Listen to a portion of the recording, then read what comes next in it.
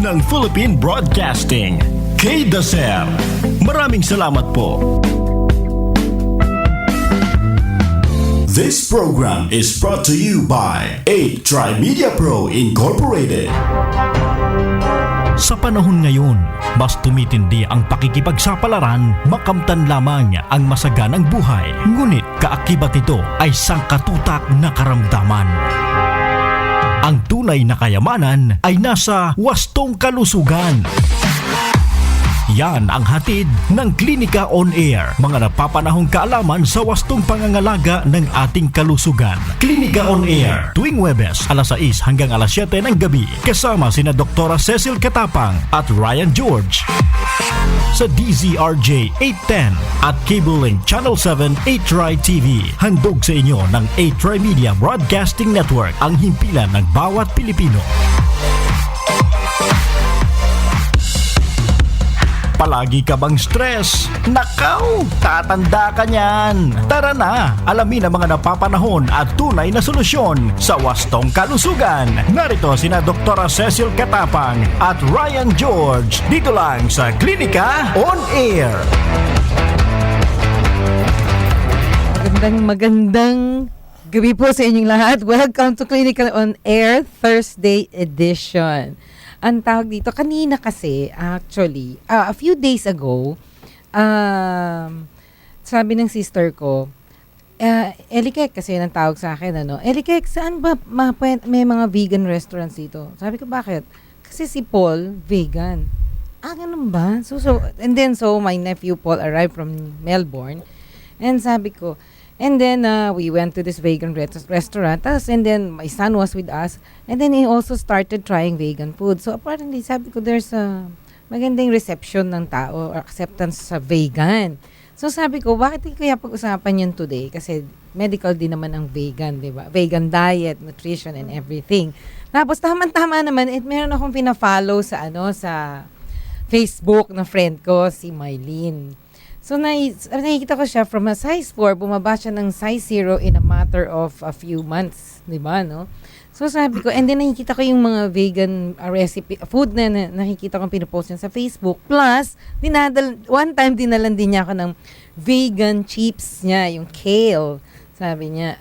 So, naisip ko, bakit nga hindi natin pag-usapan ang vegan diet ngayong gabi? So today, inimbitahan ko ang aking vegan chef friend na si Miss May. Actually, iba hindi nga kilala siyang Mylene eh.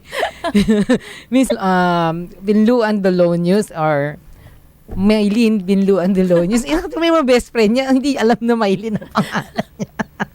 Alam mo, si Mylene finish or her training on vegan cooking or as a vegan chef in Thailand, 'di ba? Thailand, Yeah. may.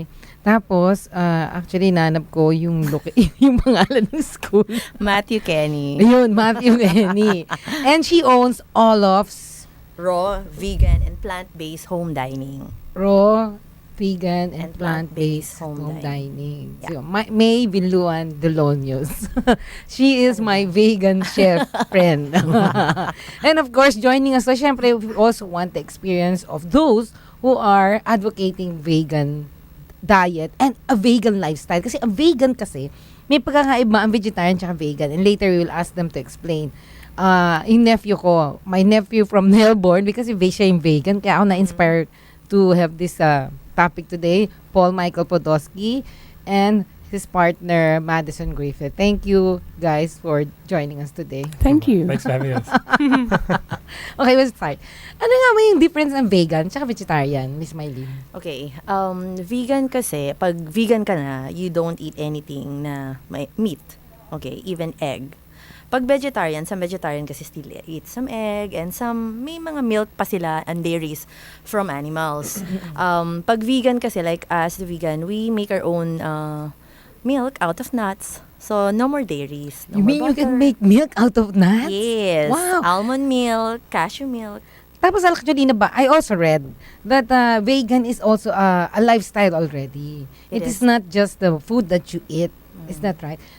Like for example, Paul, he's going to buy these slippers or sandals for male that's called what's the brand that you wanted to? Birkenstock. Yeah. Yeah. And he wanted the vegan what do you call that? Birkenstock shoes. Or Shoes. Slippers or whatever they are. Vegan slippers, Hmm.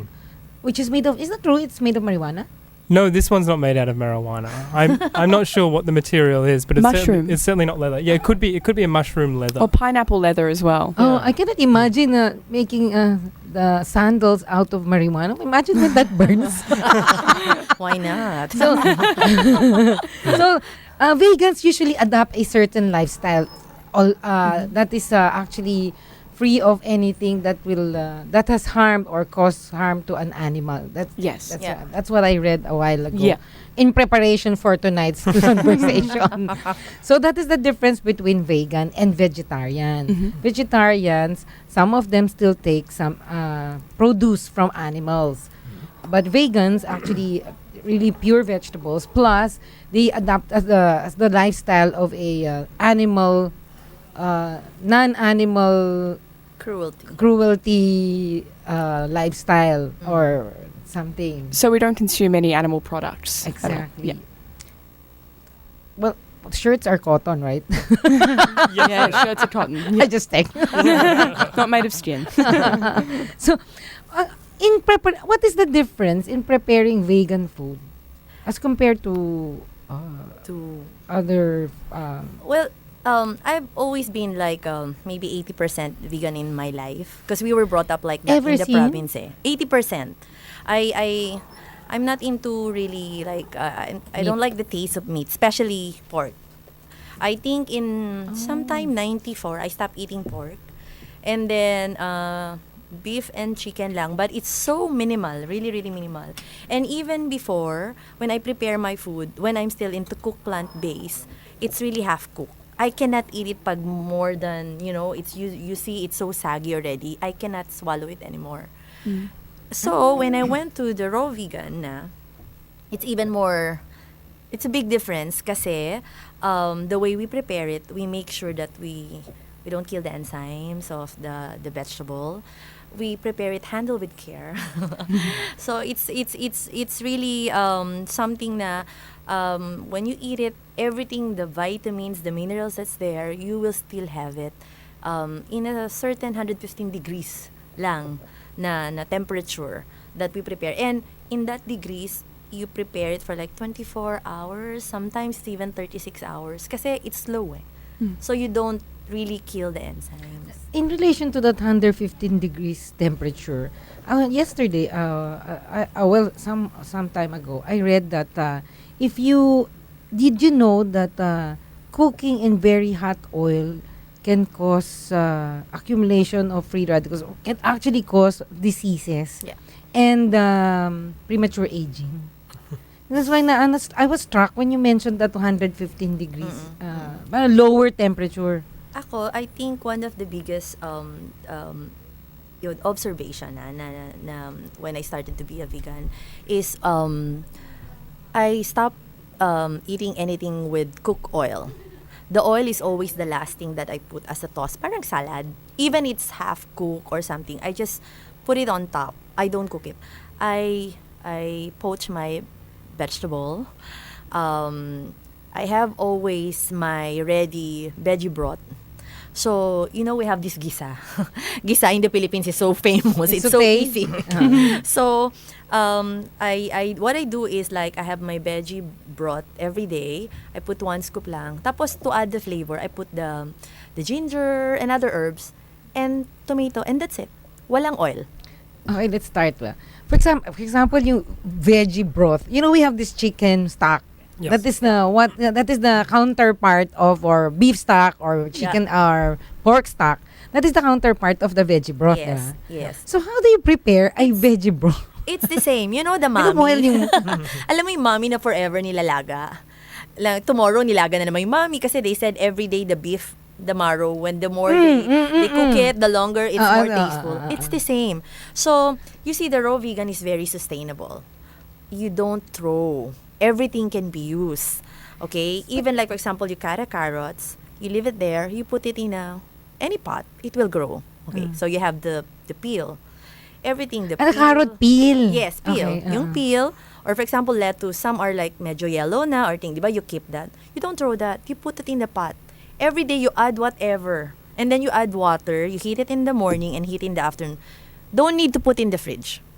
That's your broth na. Oh, okay. Did you know And that? it's so Yeah. tasteful. Oh, you knew that? Yeah, we use a lot of vegetable broth at home Yeah. to cook with. Ah, okay. But she's using like the carrot peels. Yeah. Everything. absolutely. Everything. You should use whatever you can get Everything taste that out you can of. put Yeah. there. Ah, you do. I think that's largely with a lot of vegan diets and vegan cooking is you have a very intimate relationship with the food you're eating. So you know exactly where it comes from. You can cook and you can grow it, and so you feel very connected with the food. Oh, okay. I would presume, because vegans they are into I don't know, the system. I think I was discussing to a friend earlier. You know, when you become a vegan, it goes to your system. It changes your mentality. Oh, kasi lifestyle nga eh. The respect in nature is even more like grabe, and it changes you. It calm you. It in a way like really change you into a new person. Sure. Yeah, absolutely. Okay, before we go further on how vegans cook their meals and how they source their mga broth and things like that, what is the advantage of being vegan to the health?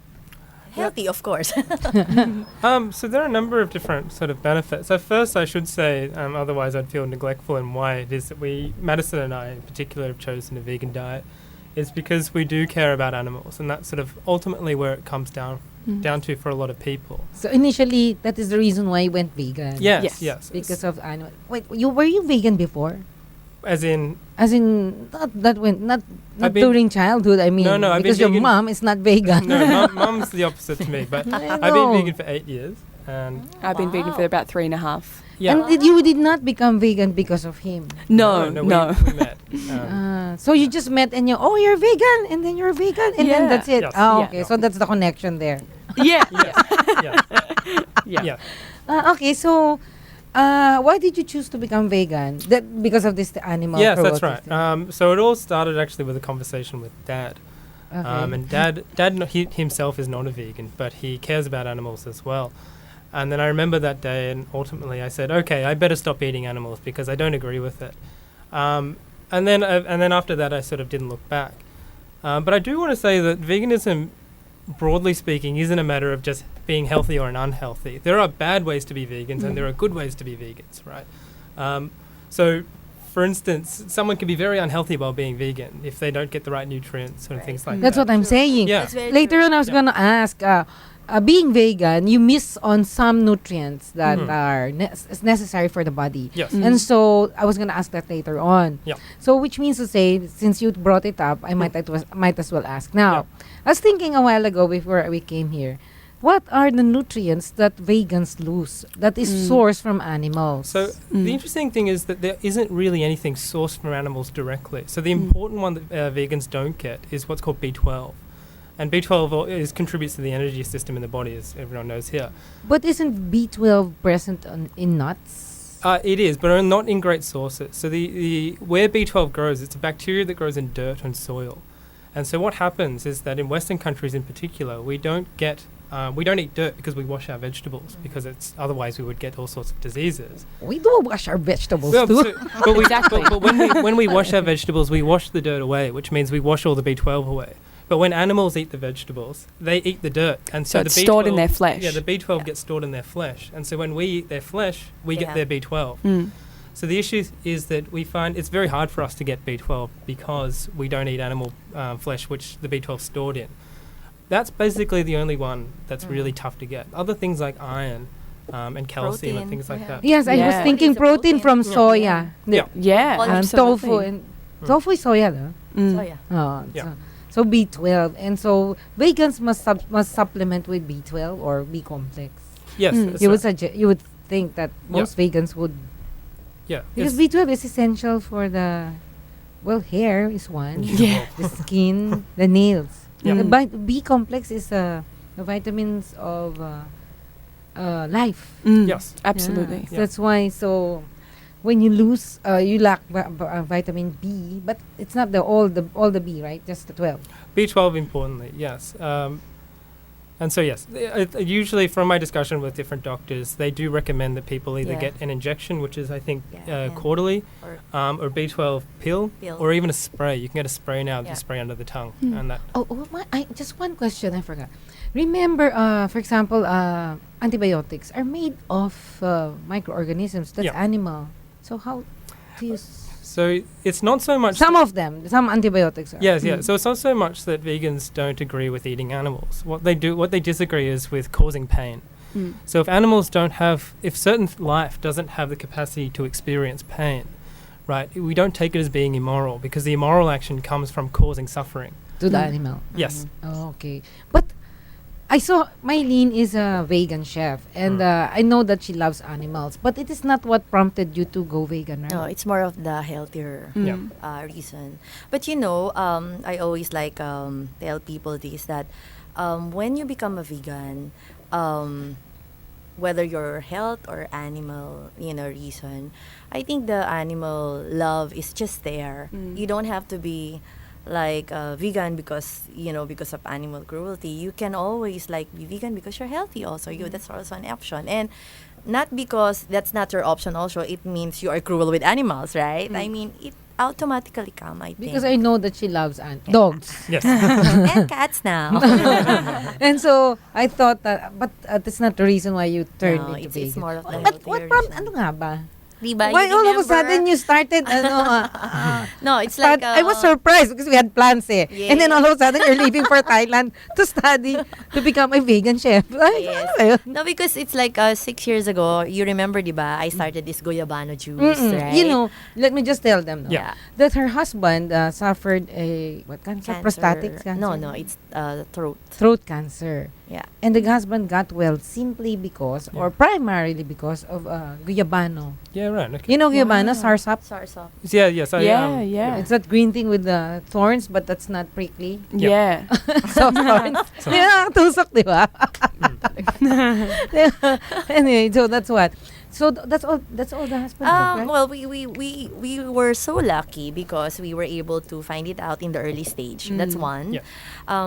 But even it's an early stage, when someone in the family gets sick and it's cancer, it is something that not a joke, know. So we sit down about it, we plan, we went to see a doctor, of course. Now you have to consider that too. But during the period of all of this, I started to research about alternative. So I met a friend whose father was in his 80s and had cancer also. So they said, he got out of the hospital, stopped the chemo, and he started to drink Guyabano and plus turmeric also. Okay. So We'll that's what I continue did. that for a while, Mylene. Sige. Kasi I don't ako ma-break. Okay. Kasi sabi ko, how much Guyabano? Yung mga questions sa akin pag nire-refer kita eh. So we'll pause for a break and then we'll be back with the Guyabano for cancer.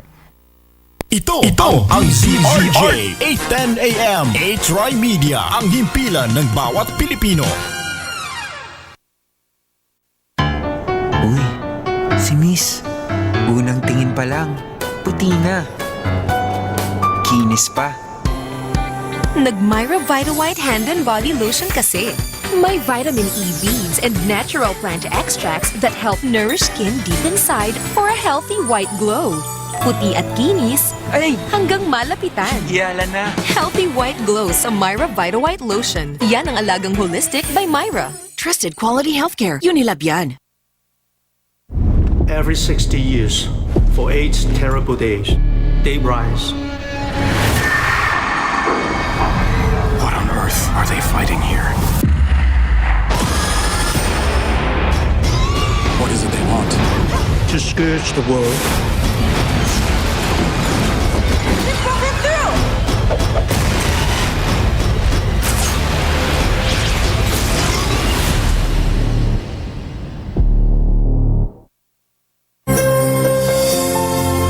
A night of musical inspiration dito sa Acoustic Night with Jerry Maya. Maki-join sa live acoustic jamming kasama sina Piwi Politan at Froy Calixto. Acoustic Night with Jerry Maya. 1 to sawa hanggang umaga ang kantahan at batian. Tuwing Sabado, simula alas 11 ng gabi, Acoustic Night with Jeremiah. Dito lang sa DZRJ, 8:10 AM.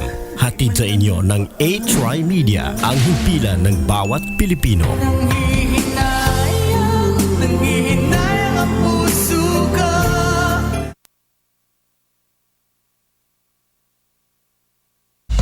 Palagi ka bang stress? Nakaw! Tatanda ka niyan! Tara na! Alamin ang mga napapanahon at tunay na solusyon sa wastong kalusugan. Narito sina Dr. Cecil Katapang at Ryan George. Dito lang sa Klinika On Air. We're back. Pinag-usapan namin yung... before we went on the break, we were talking about Guyabano, the husband of Maylene or May, got well, who suffered or was diagnosed with Almost stage 1. Stage 1. Almost stage 1. Stage 1 cancer of the throat. And so, he left the hospital, kicked off his chemo. No, that's the no, sorry. It's a friend of mine. Yung father niya, when my husband had that cancer, we met this friend of mine. His father is into 80s already. And he said that 4 years ago, he left the hospital for chemo and he started Guyabano only and turmeric. So the doctor said when he left, if you stop chemo, you live 4 months. That's it. He died, I think, 85. Not because of cancer, but because of pneumonia. Akala ko nadapa eh. Galing nga yung cancer, nadapa na. Correct. Diba? So it's that's what happened. So when I found it out, so syempre ako parang wow, so it's true. So I went to research about the Guyabano and people didn't know, especially like us Filipinos, we have so many Guyabanos here. It's so wildly, you just throw the seed, it will grow tomorrow. Ganon ka wild. So alam mo, yung Maylene is like that. Parang she is frustrated that we feel always, diba? She feels frustrated that the Philippines has so much resources, that natural medicine that we can utilize to cure diseases, and yet unexplored or minimally utilized, diba? Yeah. Like for example, anyway, going back to Guyabano. The question always is how much of Guyabano do juice a day? The Guyabano kasi works this way. There's a juice, which is yung pulp, and there is a leaf. Okay. When you have cancer, you go to the leaves already. You have to boil the matured one. So your husband drank the leaves? Both boiled and the juice. Okay.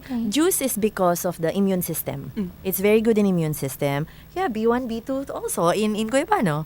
So, B plus that you can get from Guyabano. But the Guyabano, as they say in the research, that too much of it could cause Alzheimer. Of Guyabano? Yeah. Okay. But of course, anything too much naman could cause anything, right? So, I mean, like orange. Pag too much orange, you also get something there, right? So, you just have to drink it moderately. As every day, this is our maintenance, okay? We have 1 glass of Guyabano, which is, we have the concentrate, right? We put 2 to 3 spoons of that in a 50 to 80 ml water. We dissolve it with that. And then, we have 1 spoon of turmeric, the one that I make with... You mix that with the Guyabano? No, it's 1 spoon lang because I make our own fresh turmeric with pepper for a better absorption. And then... With pepper? Yeah, with pepper. I think ang hang no. No, konti lang. Of course, ano ba? It should be spicy. And then, 1 spoon of virgin coconut oil. Di ba? Ang ating virgin coconut oil. Always. Oh. Yeah, so... She's Philippine, albularyo. Hindi, diba lagi? Anyway, so which means to say, 1 glass of Guyabano a day lang. Yeah, parang is okay. instead of taking there was a research that came out actually ng yung sa atin natin na researcher, yung science and technology. That research before that came out that an apple a day. Apple can no longer claim an apple a day. Okay, because Guyabano gives you more than what Apple can give you. Yeah. So, a Guyabano a day. There's a fantastic documentary. I don't know if you've seen it. It's called Forks Over Knives. And it's written and directed by a scientist named Lee Fulkerton. And he's one of his friends. I'm not sure. He's at a different university. And they studied the wonderful benefits of a whole foods plant-based diet, which is a non-processed foods and the plant-based foods that you've been discussing, and they were saying that for chronic diseases, once patients who had actually higher level of cancer or whatever it was, they went and had this diet, and they reduced things like cancer went into remission.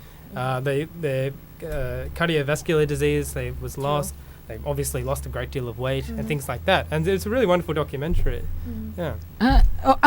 When you mean when they went vegan? When they not a vegan diet, because vegan diets because the vegan diet is just not having animal products or of any kind.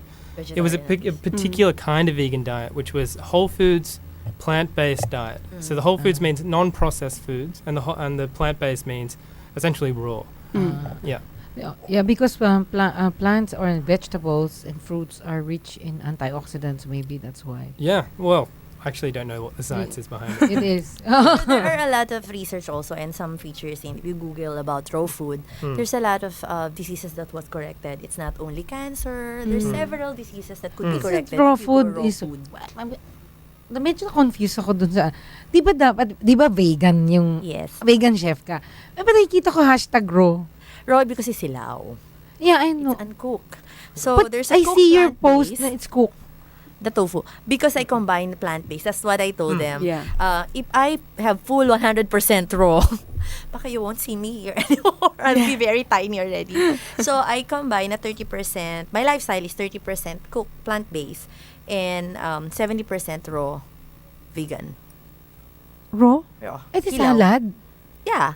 Salad in different look as what you see in my Instagram. Oh, diba? yeah. You'll be. I have it's very sushi. interesting. I have, yeah. And even at Bukidnon, you were able to concoct a vegan diet. You were saying travelers, there's so many vegan travelers now. Yeah. And so in the menu, it's very hard to look for a vegan item, right? Absolutely, yeah. That's why these two people are also actually having a hard time as well. But at least I knew some places that were so they serve vegan. That's why. Actually, there's a vegan Facebook account. We're around 10,000. I can add you up there because these are like vegan from different parts of the world. So we help each other. Right. That's cool. Where we, like for example, we go to Australia where we can eat, also in the Philippines, but it's Filipino who put it all together. Oh, cool. It's around 10,000 now. We just had 10,000 members? 10,000 na. So really? it's like few months or last year we had a vegan festival here. Oh, Two already. fantastic. Yeah. So I think next year they're gonna have another one. Hindi Yeah. ako nakaka-attend eh. Okay, balik tayo sa vegan diet. So ang oil nyo is what are the different kinds of oil that vegans can you use or eat or what? Ako, Consume. I use coconut oil, virgin coconut oil, of course the olive oil. I have sesame oil. And it's sesame oil. Is We have no pili oil. Okay, so we have pili oil in the Philippines We now. do. Oh, Yeah. meron. So I use also pili oil, and those mostly I don't use other oils anymore. Like minimal na peanut, depende. Yeah. Isn't our regular oil vegetable oil? Yes. Yeah. Yeah, So you yes. can use that, right? Yeah, so it's an interesting debate. So if you come from more like if you come from people who don't do it because they don't like to cause suffering, there are some issues with things like palm oil. Yeah. So the deforestation in order to grow palm oil crops causes a great deal of orangutans to die. So there is this question as to should vegans be able to have palm oil, right? There's a debate happening right now. No one's really settled. But in terms of being healthy, I think the oils that you mentioned are the more healthy ones. I think the link between vegans who have vegan diets and vegan lifestyle for health, as opposed to vegans who have vegan diets and vegan lifestyle for to reduce animal suffering, is that we're both incredibly conscious eaters and livers. So we have to think about where we get our food from, and that just means a smarter diet and a smarter way of life. So you do not fry your food? No, Ay, yung kale. You have a kale. She I makes, dehydrate that. what do you call, what do you call, Dehydrated. kale chips ba Yeah, yun? kale chips. She makes a mean kale chip. Di ba? It's Nice. not just kale. You know, we have a local. No, I mean, like, I tried your kangkong. kale kasi ang Okay, we sarap have the eh. local kangkong. We have also the saluyot. I haven't make you taste the saluyot. Saluyot is really, this is really It's a vegetable. Yeah, it's a vegetable here that It's usually they don't know slimy, it in the diba? city. Only the people from the province knows it. But there's a lot of vitamins and minerals that you can find in that. Nice. It's Okay. so how do you spice your food? Depende. Pepper. Kasi pag Chili. your kale is cheese. Chili. Chili. Kasi bawal cheese, diba? You know, chili is antibiotics. Don't eat cheese. They don't. Especially the siling labuyo. There's so many people now. We have a very they call it so Siling labuyo. yeah, labuyo. Anyway, so it's a small chili here that some old people, I heard this from some friends already. They take that every day as antibiotic. Oh, wow. Yeah. That's just that- So, if we're looking for, they just take it like a capsule. Oh, my But you don't goodness. open it. Oh, Yeah. No. Yeah. Does it make your Absolutely. stomach feel bad? Sili? Because me, I think the one of the fast way why I lost weight is because most of my food are spicy. Yeah. Oh, kasi, So it Oo. makes it cleanse you well, diba? yeah, no, because studies now have shown that piperine, which is found in pepper, can encourage weight loss. Alright, okay. Diba? Yeah, there's this compound called piperine that encourages weight loss. So if you take that, that's why some weight loss tablets that come out now contain pepper. Right. That's Wow. why. Yes.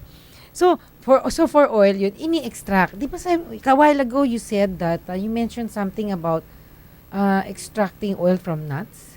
Diba, hindi mo say No, that? we make Almond- oil out of nuts. We make our own almond butter, almond oil, milk.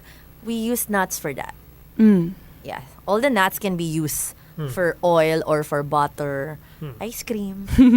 It's actually really interesting to see how the body responds to a vegan diet and then going back off a vegan diet, because I found when I first started being vegan, I felt a little bit tired and a little bit down. the switching from From a regular diet. vegetarian diet, so it was non-vegetarian to vegetarian to vegan, and then I went back to vegetarian for a little bit. But what actually happened is that the human body, isn't supposed to process dairy products. It's not. We're the only species to drink milk from an animal that isn't our own, and it's not healthy. So vegans actually become lactose intolerant in 3 months because the body isn't meant to process that sort of dairy. We just it's socially accepted, so we do. And then I went back to vegan, and it worked out really, really well. So what did you from shifting from vegetarian to vegan, you experience weakness? You mean like But that was only easy fatigability? I did originally, but that was only because I wasn't thinking about what I was eating. So all I did was erase certain things from my diet as opposed to compensate certain things from my diet. So I wasn't being very conscious about my food.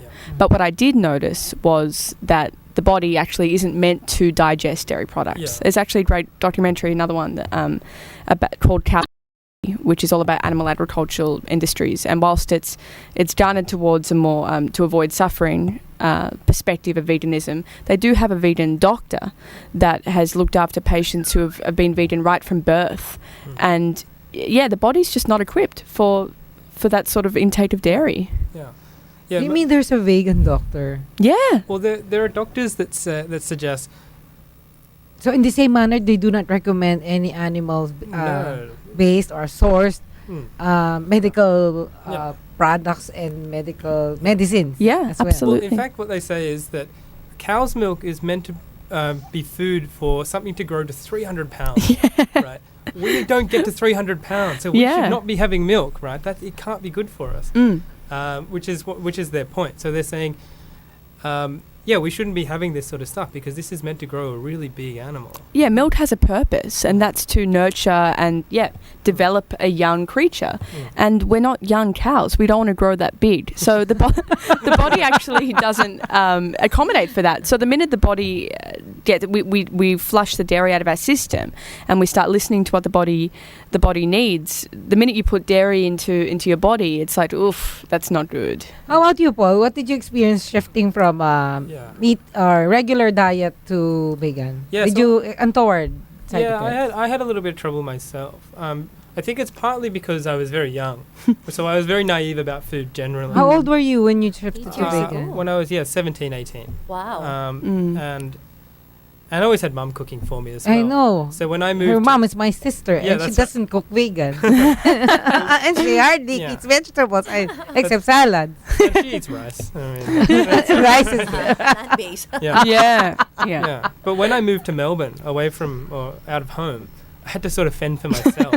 And it's a funny thing when you move out of home because like no your parents aren't watching you. So you go to the supermarket and you just buy cereal and you eat cereal, like sugary cereal, for the whole first year.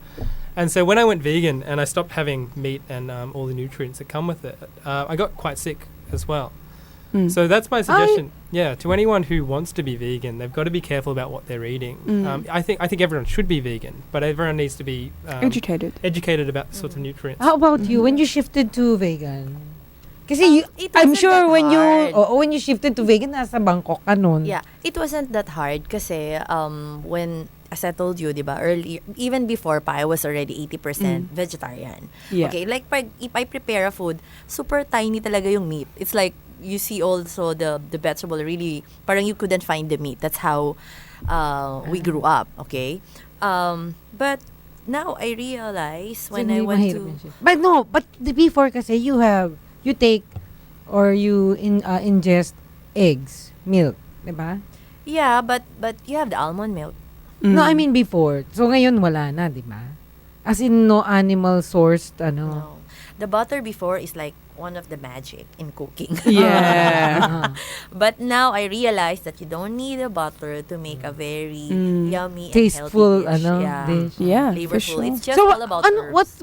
what substitutes for butter for vegans? I mean that taste yung similar taste ng Coconut. You yeah. can make coconut butter, almond butter. You Yeah. can make a lot of butter ng nuts nga eh. We have a butter in Melbourne called Nuttelex, which is a nut butter, or is it a coconut butter? No, there's different kinds. So There's different there's kinds. an olive oil butter, there's a sunflower oil Yeah. butter. Yeah, there's a sunflower. And you cannot taste the difference. My dad does not eat a vegan diet. He loves his meat.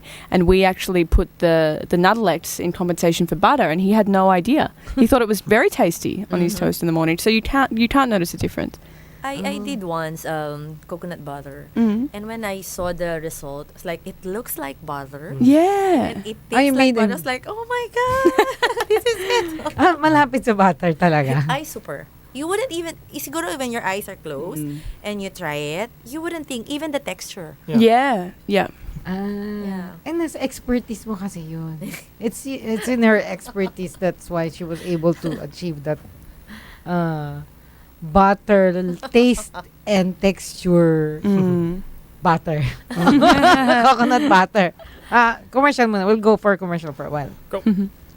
Ito ang DZRJ 810 AM H-Ry Media, ang himpilan ng bawat Pilipino.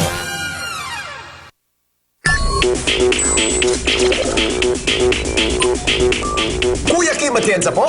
And I'm Pugat Explorer from Davao City, the leading expert in zoology, ecology, and pestology. Pestology? That, mate, is the science of exterminating household pests, or what we call pesting. Para sa problema sa taga, ipis, anay at lamok, tawagan ang Mapicon. 5, 6, 7, pest.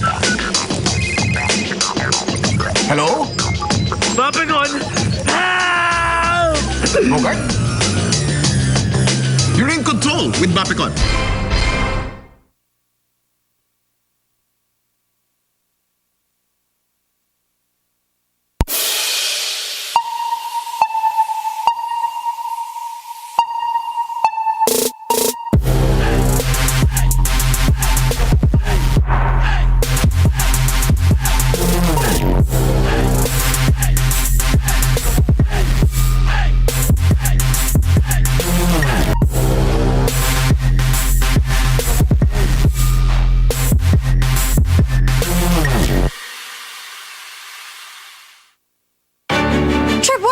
This thing is awesome. He likes hiding in my truck. And that right, Creech.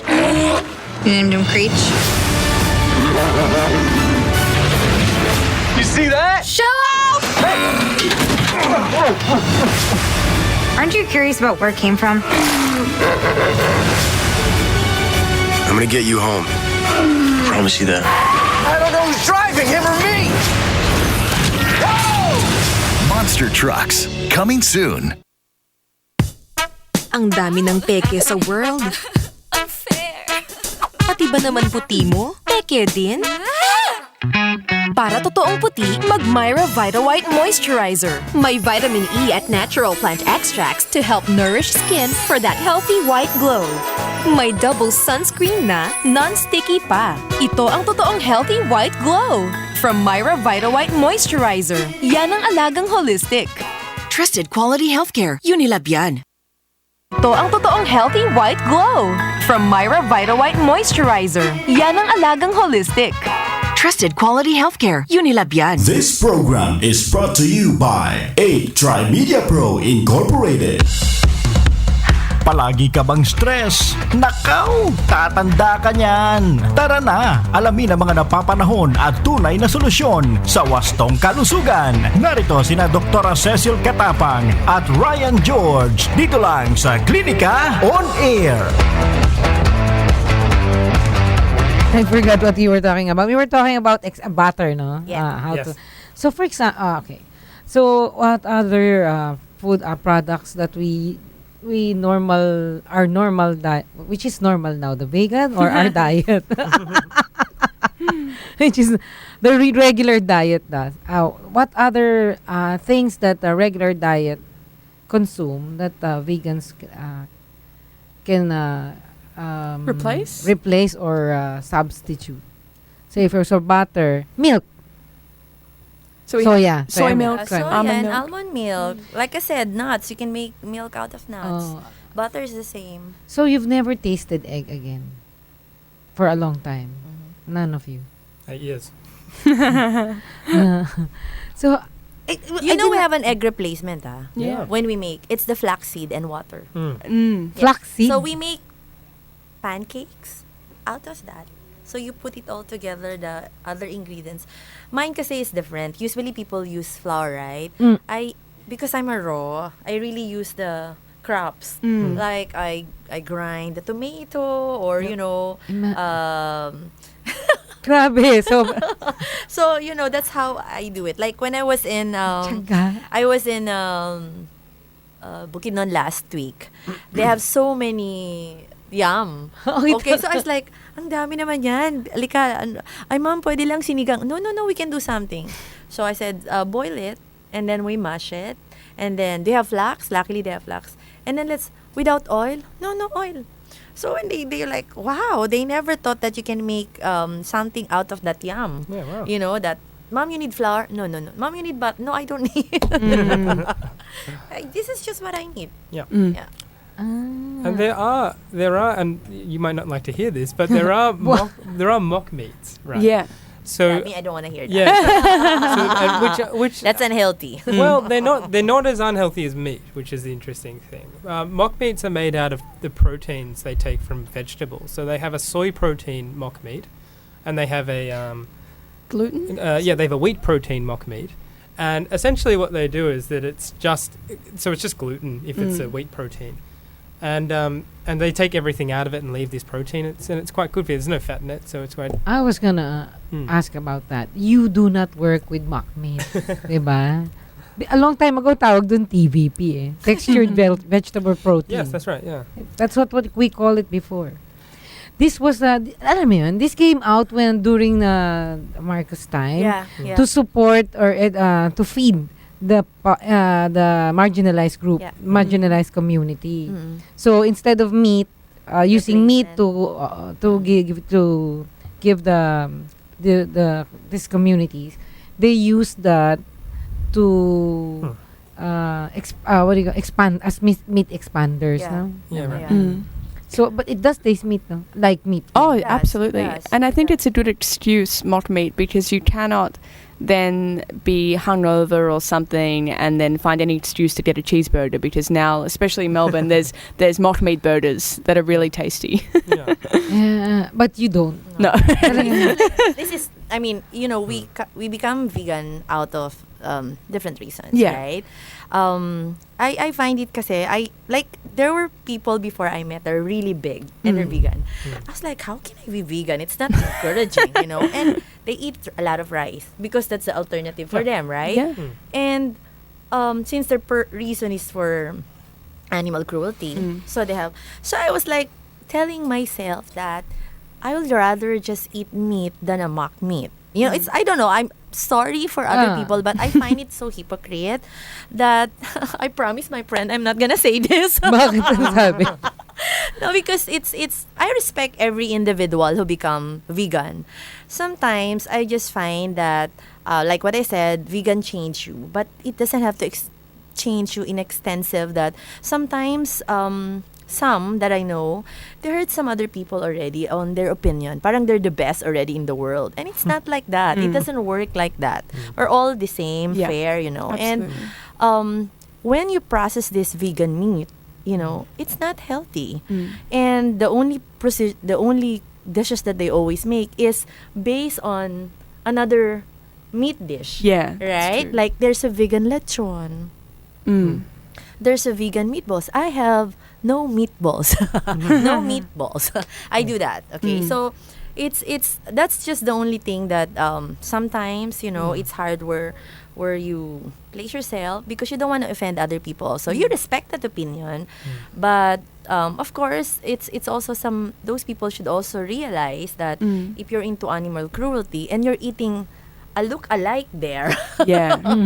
I'm sorry. Oh, absolutely. You know, There's a lot of discussion surrounding that topic too, because it revolves around the presumption that meat is tasty or meat is good to eat, even though you're not actually eating the meat, but you're eating what looks and tastes and is presented like the meat. So it's still playing on the novelty that meat or animal products or animals are to be consumed. So if you have the chicken burger that's actually not chicken, Like the one chicken mushroom, the one you had. like steak sandwich that's not actually a steak. It's a very complex debate amongst vegan circles for sure. I do think there's room for it, though. I do want to say, because for people who want to transition, this might be an easier way to do it. Yeah. And so if they want to replace some of their diet with things that's a little less worse for you than meat, then I think mock meats do have that place. But ultimately, what you want to do is reach that sort of plant-based, maybe raw food, veganism. Well, as what you said earlier, the problem is being vegan is there's so many people who are not educated about it. How Yes, to do it. absolutely. Okay, Like the reason why this is the immediate way for you to do it is because it's easy for a transition because there's but when I learned about this raw vegan world preparation, I realized it's not. There's so many things you can do in raw that you won't really miss the They should go to Olaf's. yeah, tama, Kasi if you go to Olaf's, I'm amazed. I'm so amazed with the things that she does. Yeah. But ayun nga, sabi ko, #raw vegan. Sabi ko, raw, ibig sabihin, uncooked. Oh my God. Seafood counts as animal Yes. meat, right? Absolutely. So, you know, do you know this name? Abigail Villadolid de Leon? Yeah. She has a question. Yes, of course I know. Does vegan eat seafood or is it classified as meat? So that's actually an interesting question, because there is seafood that don't have a central nervous system, so they don't Oysters, mussels. Yeah, so they don't experience pain, right? So yeah, oysters and mussels are one of them. Scallops. But then there are. But do you consume? So you consume those things? It's tough. It's tough. Yeah. I have personally in my time as vegan. Yes. So I should admit to that. It's a tough one because again, Paul and my reasons for being vegan, whilst the scallop, for example, may not feel pain, how the scallop is collected are these huge nets that scoop up all of the other fish and the other animals. So it's a little bit like, ooh, probably should cut that out completely. You were saying, Paul? Yes, but there are more complex marine life out there which we don't eat. Importantly, we don't eat fish because even having a basic central nervous system is something that we worry about. And then octopus. there's more complex things that we don't eat because I think almost everyone ubiquitously, actually maybe this isn't true, who think are very important species like dolphins and whales. I know there are some Asian countries that do eat that, but and octopus are widely incredibly respected. smart I as don't well. think we eat dolphins here. No. Diba? I mean, Yeah, but in the Philippines kasi, the reason why you don't eat seafood, it's because of the mercury. That's also another health reason why, you know. So there's some friends of mine who are not into meat, but they're into seafood. I also tell them that you have to check where the seafood came from. Because the mercury in Ross Boulevard and in the and you don't know. Absolutely. And even in just the general, when we're talking about health, the general health of the world, I mean the environment as well. Yeah. The animal agricultural industry has excessive amounts of cows that are emitting methane, which is literally destroying the earth. So if we cut down, we will all live longer and we'll be able to grow veggies because the environment will be sustainable. But it's just not sustainable at the rate in which meat is being consumed. Okay. Wait, for a while, let's just greet some people who are tuning to us. Hello, Evangeline Kempes Dino. Hello, mga idol. Nice De Luna, Leslie Joy Algecera Monciano, Gianna Tibar, Jobel Morales, Mr. Marvin Kapili, mapagpalang maulan na gabi po.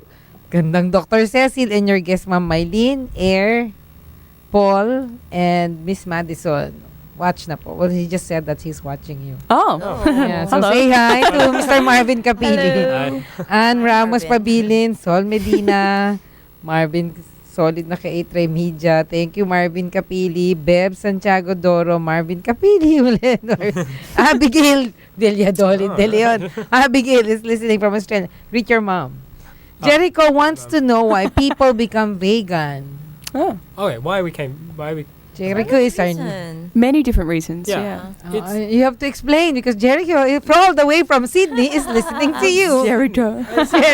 As is obvious from this discussion, there are different reasons Yes. why people become vegan. Absolutely. I think it started initially. That from young the- boy what's- might turn vegan. Anyway, go. Yeah, sorry, there was from the Vegan Society in something in the 1950s. Actually, I mean, this has been happening since like the 1800s, but people have always, for a long time at least, taken exception to the killing of others, of live animals, and that's precisely the same ideology that we subscribe to, and that we write in my work. What I do at Monash as a philosopher, I write a lot on animal ethics, and Madison writes in.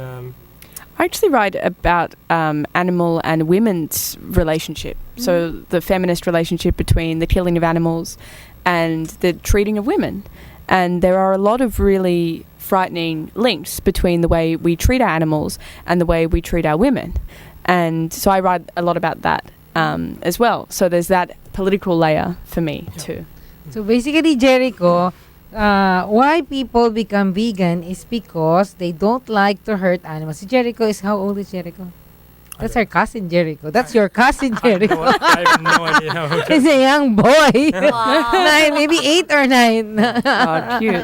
But I hear a lot of like young couple now they have like the first kid that they have now is starting to like this juices and fruits. Yeah. There are several people I know. Yeah. that Absolutely. they start early. Yeah. Well, I think that's an interesting question, whether or not it's Yeah. ethical to raise a child completely vegan from birth. Well, it's not a matter of ethics, I think. It's a matter of choice by the parent. Well, I mean, or should a parent do that? Is the question? Or maybe when, say, for example, two of you marry. Of course they will. Maybe you'll be raising your child as vegan. Oh, I'd like to think There's so. nothing to eat in your home except vegan, so the child has no choice. That's right. I think. Di ba? I mean, we plan to, other than the milk that Madison will produce, they will have. That will be the only thing that I think that will be from an animal. People often forget that that human beings don't need meat. We really don't.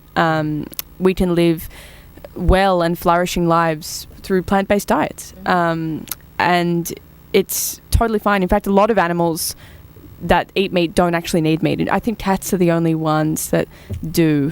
Yeah. Even then, it's hard to say. Anyway, Jericho is 10. It's 10. 10. So Jericho, maybe when you see Uncle Cousin Paul, you can ask him, or he can teach you how to become vegan as you grow old. Or when you Grow come older. here, I'll make donuts for you. Ooh, Donuts yeah, from donuts. vegetables. And pretzels. I told you should go to her. Churros. I can make churros. Fries? I am always so surprised. No frying. I don't fry.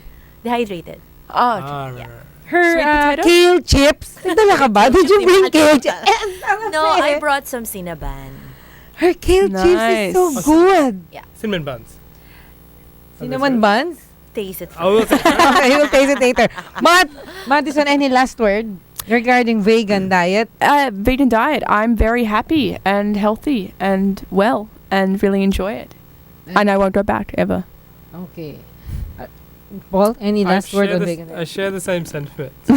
I hope the world will continue to grow in sort of this sort of conscious way of eating. These discussions need to be had. Yeah, and I think it's certainly happening where we live at the moment. Yeah.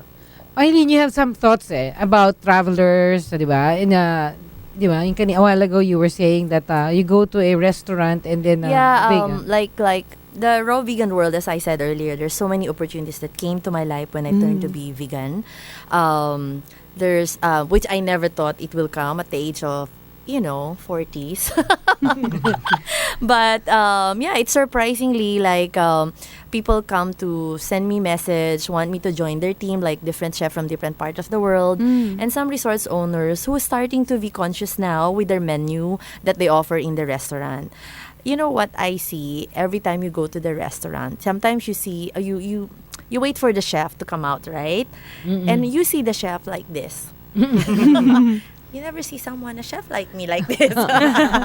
So, to prepare food, it's a very responsible task. Yes. Okay? Yeah. You want to give the best to please the taste of the food that you were served to the people that you will serve the food. But you also have to be responsible that it should be healthy. I think that's the way the restaurant should offer food now. Here's the this is what I learned today. For those of you, as Mylene was saying a while ago, I don't know if it was on air that we were talking about weight and Yeah. She said that something like when she turned 40 and she wanted to lose weight. Diba? You were saying something like that. She wanted to lose some weight. She was concerned that it might not happen anymore. Because I'm already... Because of the slow metabolism. Yeah, that I'm has, already matured. because of the age. And so sabi niya, okay, wala nang choice. Give up. Wala na, give up. Yeah. And then she started her vegan diet. Yeah. In a matter of 2 months, she came from a size 4 to a size 0. Yeah.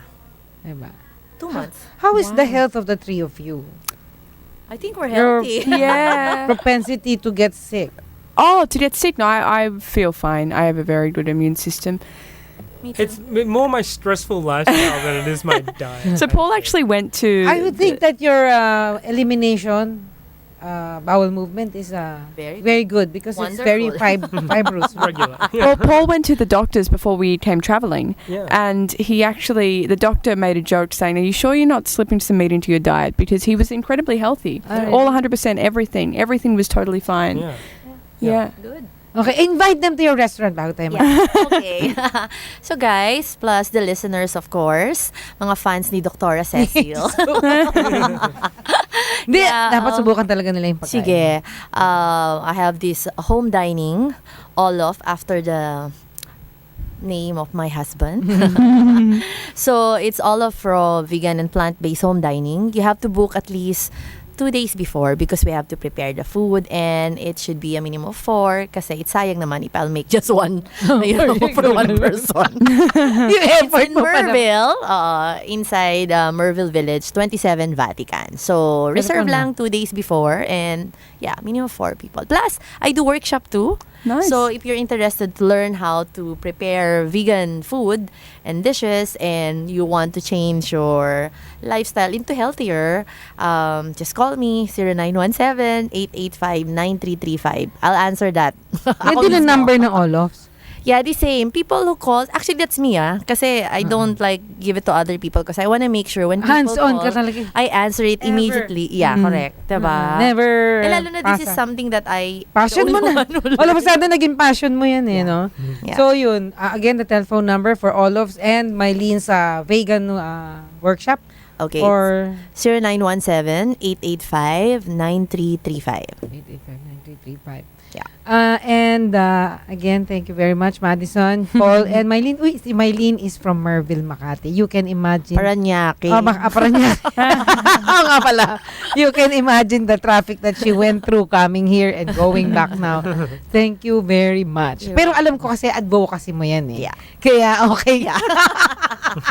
Ayan, maraming The things salamat. you do to become vegan and for... Hindi kasi alam ko, gusto mo i-advocate ang vegan. Because we have, as what we said earlier, there's so many vegetable in the Philippines, they don't know how Oh. to Oh, Mylene, somebody from Sydney, Marvin? Australia wants to go to your restaurant to Come try. down. Oh, sige. Pag uwi niya, she's coming home next week. Okay. And Jack might turn vegan. Maraming salamat. Thank you very much. Thank you. Maraming salamat po sa pagsama nyo sa amin ngayong gabi. Sana marami nang maging vegan dahil mas healthy Correct. ang vegan. Diba? Kasi mas madali pating pumayat. Thank you, everyone. We'll see you all again next week here on Klinika On Air, Thursday edition with Doc Cecil and absent Ryan George. Tri-Media Pro Incorporated. Mga awitin ng pag-ibig at pag-ibig na mas pinapaigting ng musika. Pag-ibig, musika at iba pa.